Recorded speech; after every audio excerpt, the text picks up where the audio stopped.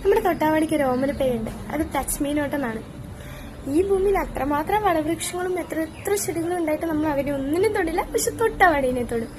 അതുപോലെ തന്നെയാണ് നമ്മളൊരു വാക്ക് പറഞ്ഞാൽ തകരും അല്ലെങ്കിൽ വേദനിക്കും, അയാൾ ഇല്ലാണ്ടാകും എന്നറിയുന്നിടത്ത് മാത്രം ഇന്നും പരിഹാസങ്ങൾ നേരിടേണ്ടി വരുന്നവരുണ്ട്. ഇതൊരു നവോത്ഥാന കേരളമാണല്ലേ.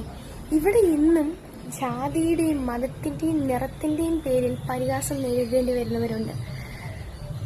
എനിക്ക് മനസ്സിലാവുന്നില്ല, ഇതൊരു അക്ഷര കേരളമാണല്ലേ. ഇവിടെ ഇത്രയും പഠിച്ചിട്ടും അത് ആർക്കും അത്രയും അറിവില്ലെന്നുള്ളതാണ്. കാരണം ഇപ്പോഴും ഇതിന്റെയൊക്കെ പേരിൽ നമ്മളിങ്ങനെ പരിഹാസം കേൾക്കേണ്ടി വരുന്നതെന്ന് പറയുന്നത്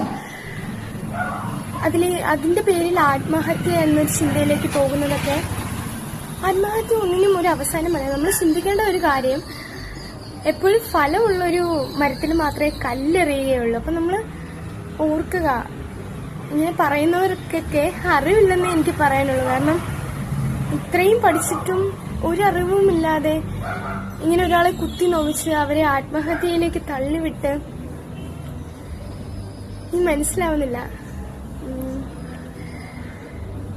അപ്പൊ ഇങ്ങനെ ചിരിക്കല്ലേ. ഇത് ചിന്തിക്കാൻ മറക്കരുത് കേട്ടോ, ചിന്തിക്കണം.